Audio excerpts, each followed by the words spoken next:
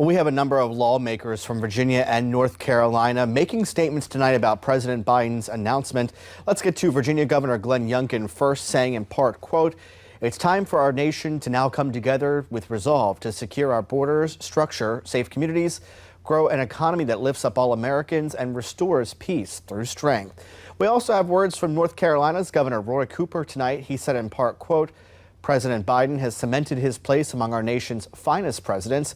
He goes on to say, when our democracy faced danger, President Biden stood strong as the rarest type of leader who could help us forge ahead with a vision to repair our country's soul. Senator Tim Kaine sharing in his statement as well, quote, "His decision today reflects the same patriotism that George Washington and Teddy Roosevelt demonstrated when they selflessly put their country above their own political ambitions."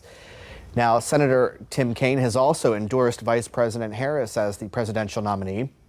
And Congressman Greg Murphy also commenting, saying, quote, "It is altogether fitting for President Biden's decision to end his campaign for re-election.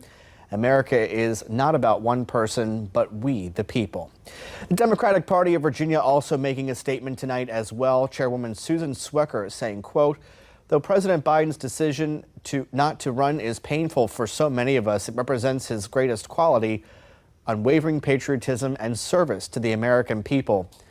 I also reached out to Congresswoman Jen Kiggin's office for a statement tonight, but I have not yet heard back. Now, tonight I had the chance to talk to our political analyst, Dr. Eric Claville, about President Biden's announcement today. I asked him about President Biden endorsing Vice President Kamala Harris as the Democratic nominee for president. He said just because the president endorsed the vice president, it might not mean that she, in fact, will be the nominee. The rules of the party will govern at the convention because you have delegates who are pledged, you have delegates that are bound, and you have delegates who also can vote either way. In addition to that, they're also making calls right now to shore up support for this endorsement and to determine if there are other viable candidates that want to run for the nomination.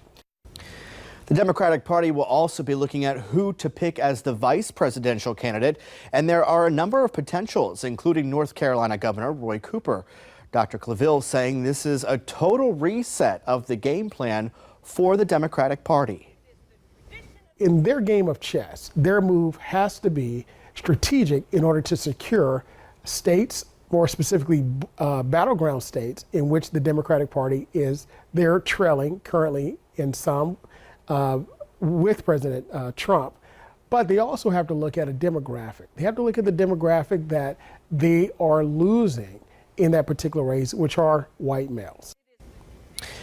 He said Vice President Harris needs to pick someone who will work with Congress across the aisle. He also believes that a nomination for Vice President Harris could energize more youth to vote, in addition to more women.